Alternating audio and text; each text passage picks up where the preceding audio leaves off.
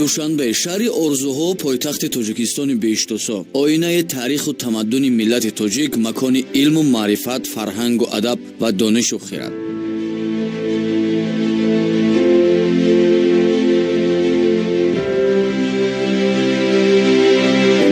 душанбе шаҳри зебою дилоро, пойтахти ҷумҳурияи Тоҷикистон, хонаи умеди тамоми тоҷикони дунё мебошад.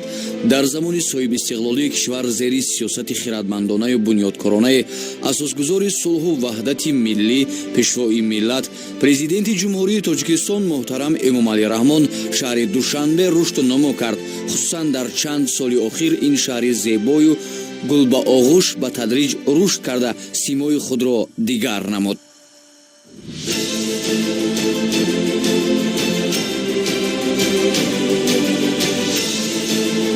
имрӯз хиёбону майдон ва боғҳои фароғатӣ муаттараш бо зеботарину нодиртарин гулу бутта ва дарахтҳои ороишӣ соири кишварҳои ҷаҳон рангинкамони баҳориро мемонанд. зеро Душанбе дар чашми ҷаҳониён оинаи муҷаллои Тоҷикистон аст. дар фароҳамсозии шароити мусоиди истироҳату фароғат барои сокинону меҳмононаш низ боғҳои фарҳангию фароғате ки вақтҳои охир бунёд шудаанд, аз ҳама ҷиҳат зебою гуворо ва бесобиқа мебошанд. ҳамчунин дар чанд соли охир Душанбе аз нав ба маркази бузурги саноатӣ табдил ёфт, яъне пойтахт дар пиёдасозии ҳадафи чоруми стратегии саноатикунонӣ бо суръати мамлакат пештоз аст. чун шаҳри Душанбе оинаи таъриху тамаддун ва муаррифгари миллати тоҷик дар тамоми дунё мебошад, аз ин рӯ бузургтарин ҷашну маросимҳои миллию мардумӣ дар ин ҷо бо тамоми шукӯҳу шаҳомат таҷлил мегарданд. имрӯз пойтахт зери роҳбарии раиси шаҳри Душанбе муҳтарам Рустами Эмомалӣ ҳамчун маркази пайвандгари дилҳо, макони меҳру шафқат, маскани хиратмандон аст. Душанбе бузургшаҳрест ки тоҷиконро чун миллати бузургу номдор муаррифӣ мекунад. даме ки дар хиёбонҳои пойтахт гом мениҳем, беихтиёр аз зебогии муҳити атрофаш ҳаловат мебарем. Душанбе шаҳри зебову дилоро ва макони мардумони меҳмоннавоз, олиҳиммат ва сарбаланду номдор. Душанбе шаҳрест ки саросар гулрезу гулбасару машҳуру дилоро буда, биноҳои серошёна, қасру толорҳои барҳаво, театру донишгоҳҳои бузург, биноҳои маъмуриву фарҳангӣ, варзишгоҳҳову майдончаҳои варзишӣ, илова бар ҳамаи ин маркази сиёсиву фарҳангӣ ва иқтисодӣ буданаш боз ҳам шукӯҳу шаъомати шаҳрро даҳчанд зебову овозадор мегардонад.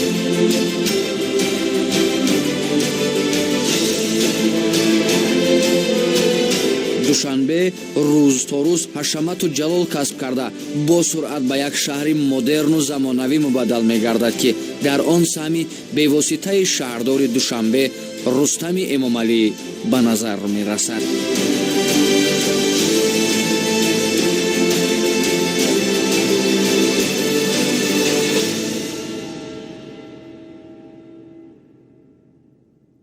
замон шаҳри маҳбубу ифтихори тоҷикони тамоми дунё Душанбе шаҳри калонтарини ҷумҳурӣ мебошад. ин шаҳри зебову дилоро таърихи худро дорад. ба ҳамагон маълум аст ки сараввал Душанбе як деҳаи хурдакаки камаҳолӣ буда, дорои ҳамагӣ як бозори фурӯши молу маҳсулоти ниёзи мардум буд. бо мурури замон бо меҳнату заҳмати шабонарӯзии сокинон ба як шаҳри афсонавӣ, шаҳри умеду орзуҳо, шаҳри гулу накҳат мубаддал гашт. имрӯз пойтахти тоҷикон ба маркази наву замонавии иқтисодию сиёсӣ ва фарҳангӣ, шаҳри азиму зебои саноатӣ мубаддал гаштааст.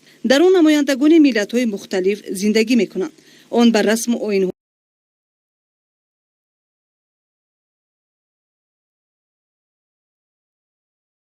мардуми бо фарҳанги мо кайҳо одат карда дар ҳаёти ҷамъиятиву чорабиниҳои миллӣ фаъолона иштирок менамоянд ва худро бо ифтихор сокини пойтахт меноманд. имрӯз Тоҷикистони соҳибистиқлолу соҳибихтиёри мо ҳамчун давлати мустақил ва демократӣ аз ҷониби ҷомеаи ҷаҳонӣ шинохта шудааст. масъалаи шаҳрдорӣ низ ба тадриҷ меафзояд. давоми чанд соли охир симои шаҳри душанбе боз ҳам зебову дилрабо гардид. бунёди биноҳои зебои баландошона, боғҳои назаррабои фарҳангиву фароғатӣ, гулгаштҳои рангину пуртароват, майдончаҳои варзишӣ ва ғайра зебогии пойтахтро дучанд гардониданд. аз ин рӯ ҳамаи моро зарур аст ки ба қадри пойтахт, ба қадри сарвату зебогии он, боғу дарахтон, гулбоғу чаманҳо, роҳу нақлиёт, муҷассамаҳои бузургон расида дар ин шаҳри азизу меҳмоннавоз чароғи сидқу сафоро ҳамеша фурӯзон нигоҳ